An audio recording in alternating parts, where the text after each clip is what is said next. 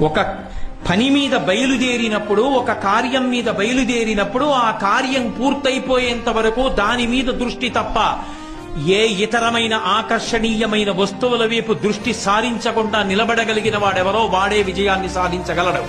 ఈ నాలుగిటిలో సంకల్ప బలం లేకపోయినా, సంకల్ప బలం ఉన్నప్పటికీ కూడా మంచి పనులు చేస్తున్నాడనేటటువంటి పొగట్టలకి వశపడిపోయేవాడైనా, తను చెయ్యవలసిన పనులు చేసినా ఆ పనులు నేనే చేస్తున్నాననుకుని పొంగిపోయేవాడైనా, నిషిద్ధ కర్మల జోలికి వెళ్లి ఆకర్షింపబడి వాటి పట్ల హత్తుకుపోయేవాడైనా, వాడు తలపెట్టిన కార్యముల యందు వాడు కృతకృత్యుడై సమున్నతమైన స్థానములను అలంకరించలేడు.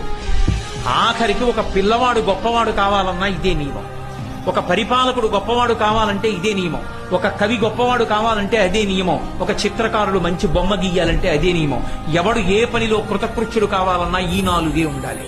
ధృతి, హృష్టి, మతి, దాక్ష్యం, సకర్మసు నసీగతి. ఈ నాలుగున్నవాడు తన కర్మల యందు చెడడు, వాడు కాడు.